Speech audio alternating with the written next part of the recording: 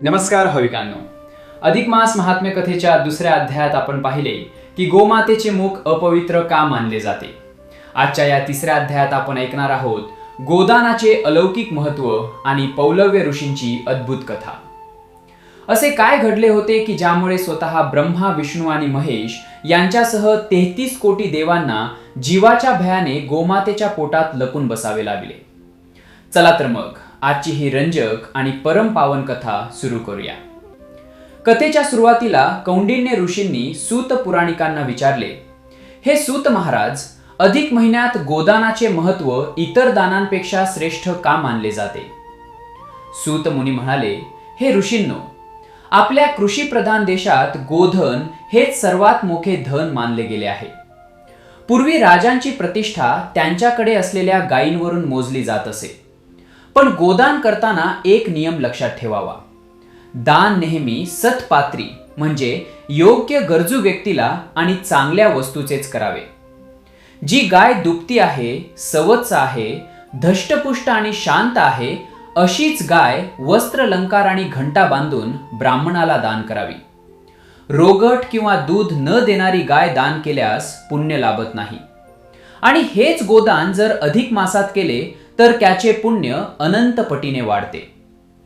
हे ऐकून माता लक्ष्मीने भगवान विष्णूंना विचारले, स्वामी, गाय पूजनीय आहे हे ठाऊक आहे, पण सर्व देव तिच्या पोटात का आणि कशासाठी राहतात? यामागचे काय रहस्य आहे?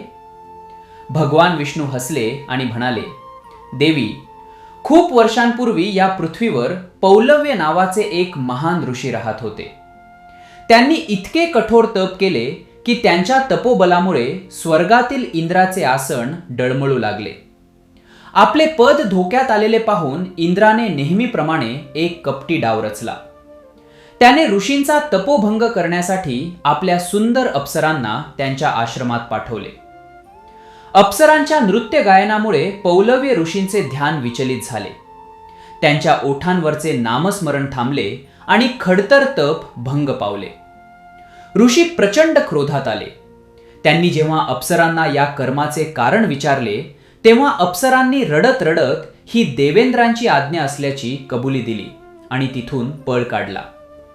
संतप्त पौलव्य ऋषींनी हातात कमंडलूचे पाणी घेतले आणि गर्जना केली, देवेंद्रा, तू माझ्या तपाचा भंग करून घोर अपराध केला आहेस.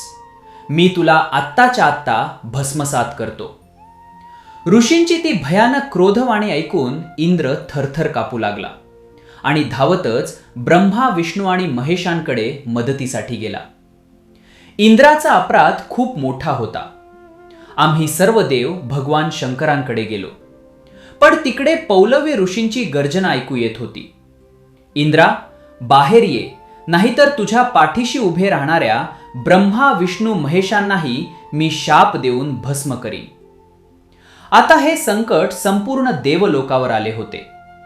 शरणागताचे रक्षण तर करायचे होते, पण थोर तपस्वी ऋषींच्या शापापासून कसे वाचायचे? तेव्हा मला एक उपाय सुचला. आम्ही सर्व देवांनी गोमातेला मनोभावे आव्हान केले आणि प्रार्थना केली, हे गोमाते, ऋषींच्या शापवाणीपासून आमचे रक्षण करण्यासाठी आम्हाला तुझ्या उदरात जागा दे. दयाळू गोमाता तयार झाली आणि आम्ही सर्व 33 कोटी देव तिच्या पोटात जाऊन लपलो आणि निर्भय झालो. कारण आम्हाला ठाऊक होते की कोणताही ऋषी किंवा ब्राह्मण गोमातेला कधीच शाप देणार नाही. जेव्हा पौलव्य ऋषींनी आपल्या दिव्य दृष्टीने पाहिले की सर्व देव गायीच्या पोटात लपले आहेत, तेव्हा त्यांच्या विवेकी आणि विचारी मनाने क्रोध आवरला. गोमातेला शाप देणं त्यांच्या तत्वात बसत नव्हते.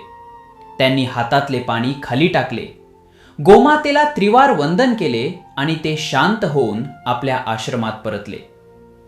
भगवान विष्णू म्हणाले, देवी लक्ष्मी, यामुळेच 33 कोटी देवांना सामावून घेणारी गोमाता पूजनीय झाली आणि अधिक मासात तिचे पूजन व गोदान करणे अनंत पुण्यदायी मानले गेले.